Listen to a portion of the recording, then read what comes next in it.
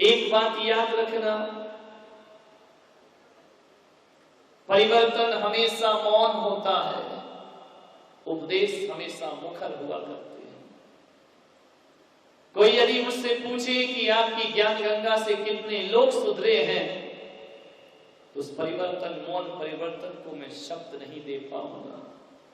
वह शब्द तो आप अपने आचरण में जी करके लोगों को दे पाएंगे। न मैं कोई लिस्ट बनाता हूं, न मेरे पास कोई प्रमाण पत्र है कि मेरी वाणी को सुनकर के कितनों का जीवन बदला। ये तो उनसे जाके पूछो जिनका जीवन बदला है।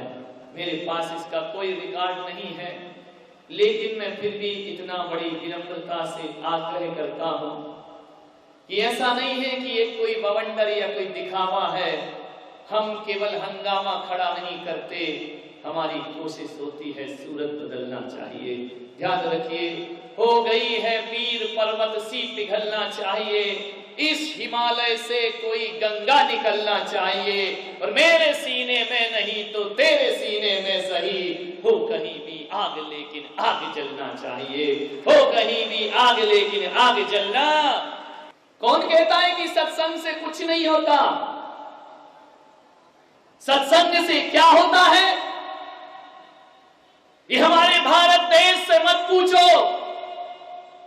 सत्संग से पूछना है कि सत्संग जहां नहीं होते हैं, उन देशों से पूछो कि वहां की क्या हालात बने हुए हैं, जहां मानवता की भी मौत हो जाती है। जिस देश में सत्संग, पड़ोसी के हाल आप देख रहे हैं। जिन जिन मुल्कों में सत्संग नहीं होते, वहां आतंकवादी पैदा होते हैं, और जिन मुल्कों में सत्संग होते हैं, वहां महापुरुषों का जन्म हुआ होता है। पड़ोस परेशान है अपने आतंकवाद से, चाइना परेशान है, पाकिस्तान परेशान है। ये जितनी भी कंट्री जहां से उत्पाद मचता है, एक बात ध्यान रखना, क्योंकि वहां सत्संग नहीं होते, संतों के प्रवचन नहीं होते हैं। मान्यवर, आपको देखना है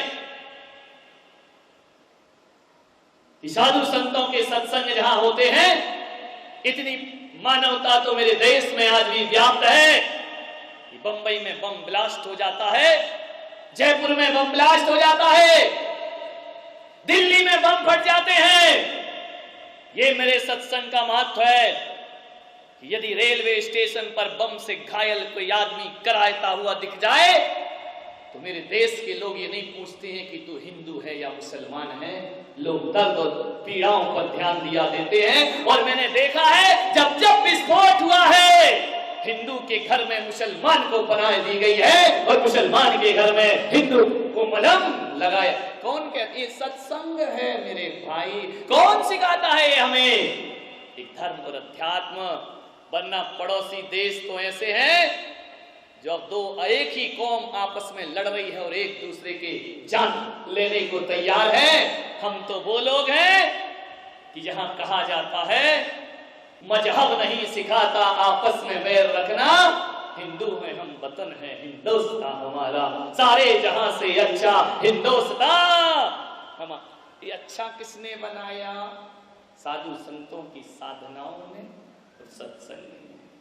मान्यवर, कुछ लोग कह रहे हैं महाराज आपके द्वारा कुछ मानव सेवा होती है या आप प्रवचन बस करते हैं। मैं बताना नहीं चाहता हूं। अपने कार्यों की खुद ही गुणगान करूं तो शायद मेरे लिए बहुत हल्की बात हो जाएगी। मेरी 200 संस्थाएं चलती हैं पूरे देश में, और 200 संस्थाओं में पुष्पगिरी जैसे तीर्थ पर 1500 बच्चों को शिक्षा दी जाती है, स्कूल पढ़ाया जाता है। वहां पर कोई भेदभाव नहीं है जाति का कि कोई जैन पढ़ेगा या जैन पढ़ेगा, सब पढ़ेंगे। तो बादशाह धाम में जो हॉस्टल बना हुआ है, 250 बच्चे वहां निःशुल्क सेवा शिक्षा प्राप्त किया करते हैं।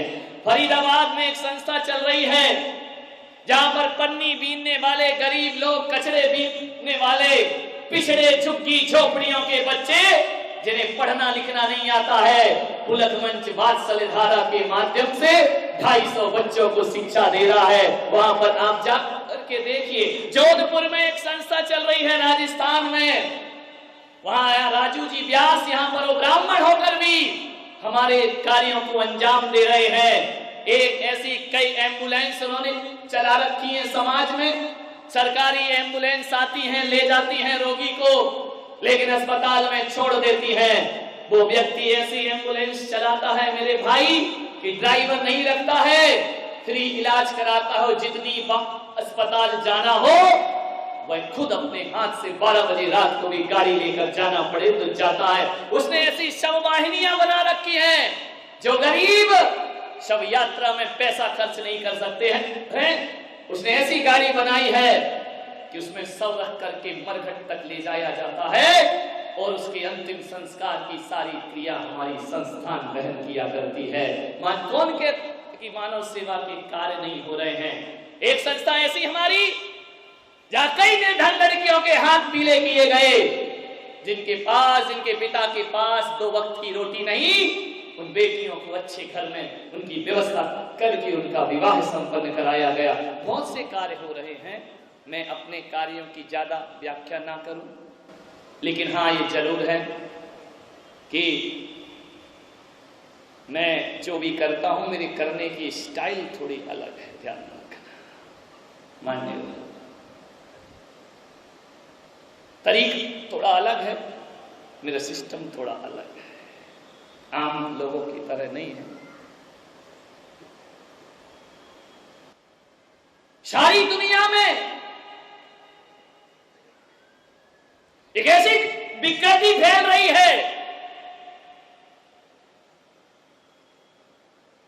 एक ऐसा वातावरण निर्मित हो रहा है, मान्यवर जरा गौर करना मुझ पर। हमारे देश की युवा शक्ति को खोखला किया जा रहा है, हमारे देश की जवानी के साथ खिलवाड़ हो रहा है। ध्यान रखिए। एक बात बताओ,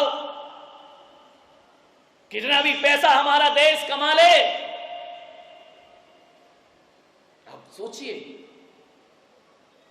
पैसा कमा के आर्थिक उन्नति करके हम अमेरिका से तोप तमंचे तो खरीद सकते हैं, अमेरिका से हथियार तो खरीद सकते हैं, लेकिन ग्वालियर वालों मैं आपसे कह रहा हूं, यदि जवानी खोखली हो गई तो इन हथियारों का क्या होगा? इन हथियारों को उठाने वाले कौन होंगे? मानवर विचार करिए, आप सोचिए, हमारे देश की जवानी के साथ खिलवाड़ हो रहा है, हमारे देश के साथ उनकी देश के आंतरिक ढांचे को नाजुक किया जा रहा है, देश के आंतरिक ढांचे को नष्ट नाबूद करने का एक षड्यंत्र चल रहा है। ध्यान रखना। और षड्यंत्र के शिकार सभी लोग हैं, अमीर भी हैं, गरीब भी हैं, समझदार भी हैं और नासमझ लोग भी हैं, पिछड़ा वर्ग भी उसमें शामिल है। गांव के गलियारों से लेकर संसद के चौराहों तक ध्यान रखना, एक बुराई आ रही है बड़ी तेजी से। समय रहते यदि हमने इस बुराई से नहीं लड़ा और समय रहते यदि हमने इस बुराई से लड़ने का, निपटने का, मुकाबला करने का प्रयास नहीं किया तो आने वाला भविष्य भारत का खतरे में दिखाई दिया करता है। और वो कोई बुराई नहीं, एक ही बुराई इस देश में पनप रही है कि युवा पीढ़ी नशे में धुत की जा रही है।